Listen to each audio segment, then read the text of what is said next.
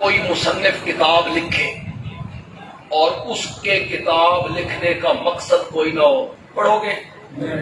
کوئی پڑھے گا اسے؟ وہ کہے گا یہ کہنا کیا چاہتا ہے، اس کا موضوع کیا ہے، اس کا عنوان کیا ہے، یہ منوانا کیا چاہتا ہے۔ ہر کتاب کا ایک مقصد ہوتا ہے، عنوان ہوتا ہے، پوری کتاب اس کے گردا گرد گھوم رہی ہوتی ہے۔ وہ دلائل دیتا ہے، حکایت لکھتا ہے، لطیفہ لکھتا ہے، شعر لکھتا ہے، تعلق وہی مقصد ہوتا ہے۔ اسی طرح پورے قرآن کا ایک دعویٰ ہے، سارے قرآن کا ایک ہے دعویٰ ہے، اور وہ دعویٰ ہے لا الہ، یہ سارے قرآن کا دعویٰ ہے۔ ایاک نعبد فادعوا اللہ مخلصین لہ الدین، یہ پورے قرآن کا دعویٰ ہے۔ میرے سوا اس کائنات میں الہ بننے کے لائق کوئی نہیں، نہ حضرت عیسیٰ، نہ مائی مریم، نہ حضرت عزیر، نہ حضرت ابراہیم، نہ کوئی فرشتہ، نہ کوئی نبی، نہ ولی، نہ پیر، نہ فقیر، نہ قبر، نہ شجر، نہ حجر، کوئی بھی الہ بننے کے لائق نہیں ہے الا اللہ۔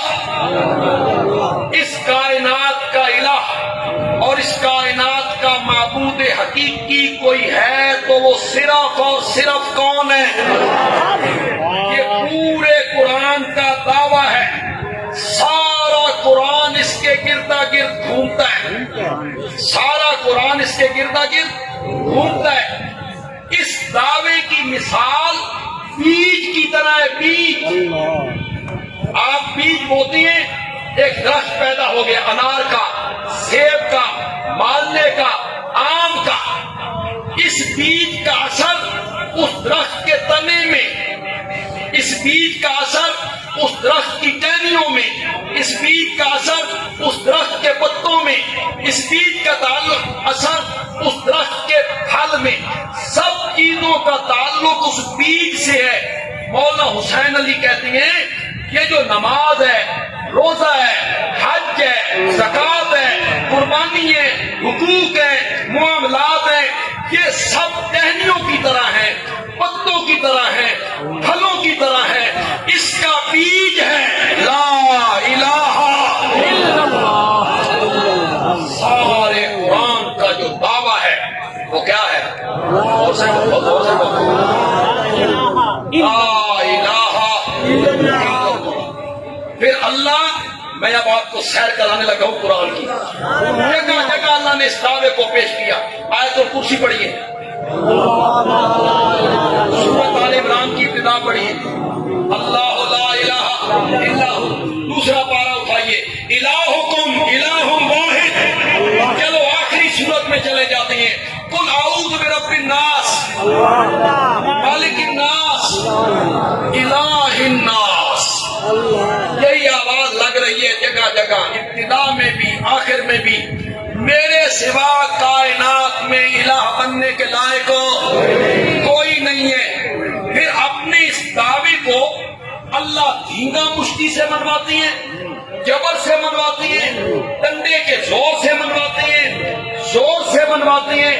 اللہ کہتے ہیں مان میرے دعوے کو ورنہ تیری ٹانگیں توڑ دوں گا، نہیں، مان میرے دعوے کو ورنہ میں تجھے اندھا کر دوں گا، نہیں۔ نہ جبر سے منوایا، نہ زبردستی منوایا، نہ ڈنڈے کے زور سے منوایا، اللہ نے اپنے دعوے کو منوایا دلائل کے زور سے۔ قرآن بھرا پڑا ہے، اللہ تعالیٰ دلیلیں دیتی ہیں اس دعوے پر۔ اب میں آپ سے پوچھنا چاہتا ہوں، جو ناظر قرآن پڑھتے رہتے ہو، دیکھ کے قرآن پڑھتے ہو، سارا سال توفیق نہ ہو، رمضان ہی کے پڑھتے ہو نا، بچے بھی پڑھتے ہیں، عورتیں بھی پڑھتی ہیں، ہماری مائیں بہنیں بیٹیاں پڑھتی ہیں، بلکہ آپ ایک دوسرے کے ساتھ شرط لگاتی ہیں میں 2 ختم کرنے نہیں دے، میں 3 ختم کرنے نہیں۔ یہ جب آپ قرآن پڑھتے ہیں ناظرہ بولو، اس میں پڑھتے ہو الارض، پڑھتے ہو لفظ الارض، کیا میں نے زمین، اس میں پڑھتے ہو السماوات، کیا میں نے بولو بولو زور سے بولو، اس میں پڑھتے ہو الجبال، کیا میں نے، اس میں پڑھتے ہو الشمس، القمر، الکواکب، اللیل، النہار، پڑھتے ہو اس میں البر، خشکی، البحر، تری، یہ ساری بار بار زمین، آسمان، پہاڑ، چاند، سورج، ستارے، سمندر، بادل، بارش، یہ رب تمہیں کہانیاں سناتا ہے؟ کہانیاں نہیں سناتا، رب عقلی دلائل دیتا ہے، عقلی دلیلیں دیتا ہے۔ اللہ کہتا ہے الہ بننے کے لائق وہ ہے جس نے چلتے ہوئے پانی پہ زمین کو ٹکایا تھا۔ الہ بننے کے لائق وہ ہے، الہ بننے کے لائق وہ ہے جس نے بغیر ستونوں کے آسمان کی چھت قائم کر دی۔ الہ بننے کے لائق وہ ہے جس نے دو سمندروں کو ملا کے چلایا، مرج البحرین۔ یہ سب دلیلیں عقلی ہیں، عقلی۔ یہ کیوں دیتے ہیں اللہ دلیلیں؟ یہ اس وقت اللہ دلیلیں دیتے ہیں جب مشرکین مکہ نے کہا تیری گل ساری سمجھ نہیں آتی۔ مشرکین مکہ نے میرے نبی کو کہا یہ جو تیرا دعویٰ ہے لا الہ، یہ ساری سمجھ نہیں آتا۔ اللہ نے فرمایا اس بات کو تمہاری عقل نہیں مان رہی ہے، میں عقلی دلیلیں دے رہا ہوں، عقل سے سوچو۔ مرج البحرین یلتقیان، دو سمندروں کو ملا کے چلایا، ان کے درمیان اندیکھا پردہ رکھا، دونوں پانیوں کو آپس میں ملنے نہیں دیا، دونوں میں مچھلیاں پالی، جو پانی خوشگوار تھا، میٹھا، اس میں بھی مچھلیاں، اور جو کڑوا تھا اس میں بھی مچھلیاں۔ تیرا عقل کہتا ہوگا جو مچھلیاں میٹھے پانی میں پلیں ان کا ذائقہ الگ ہونا چاہیے، اور جو مچھلیاں کھارے پانی میں پلے اس کا ذائقہ الگ ہونا چاہیے تھا۔ میری الوہیت دیکھ،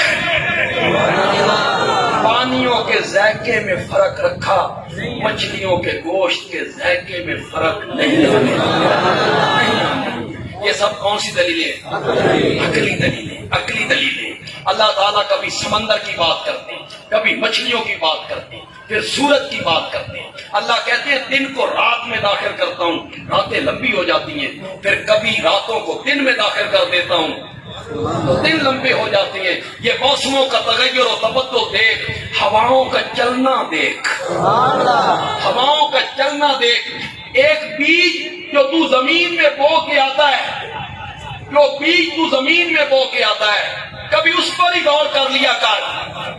اندر ہی اندر ہم نے اس کو پھاڑ دیا تھا، کچھ حصہ اندر چلا گیا، کچھ حصہ باہر نکلا۔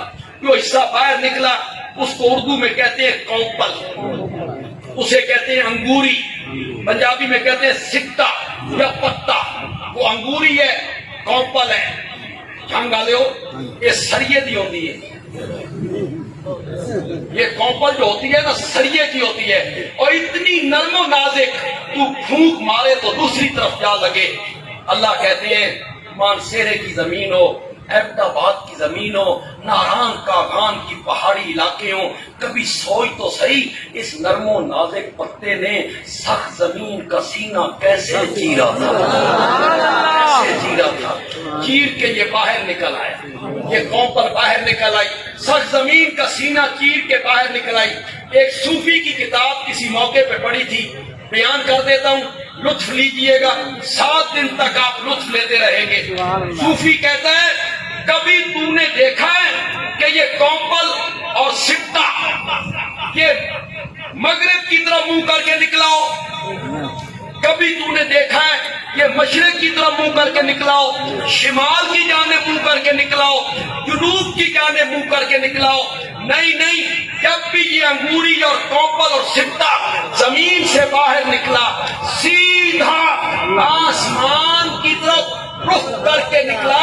صوفی کہتا ہے اسے سکہ نہ سمجھ، شہادت کی انگلی سمجھ، شہادت کی انگلی سمجھ جو آسمان کی طرف بلند کر کے یہ سکہ کہتا ہے مولا میرا وجود اس بات پہ گواہ ہے تیرے سوا الہ کوئی نہیں، تیرے سوا الہ۔ یہ اللہ عقلی دلیلیں دیتے ہیں، یہ ساری کون سی دلیلیں؟ ان کا تعلق کس کے ساتھ ہے؟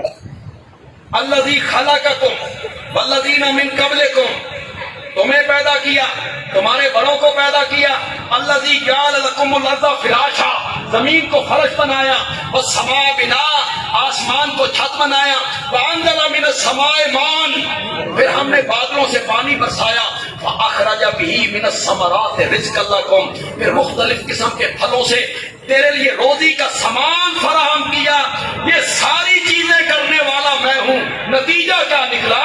فلا تجعلوا للہ اندادا، اللہ کے ساتھ کسی کو شریک نہ بنایا کرو۔ یہ سب کون سے دلائل ہیں؟ اب آپ قرآن پڑھیں گے اس رمضان میں تو آپ کو یہ ساری چیزیں پڑھتے ہوئے بڑا لطف آئے گا، الارض، السماء، الجبال، اللیل، النہار، الشمس،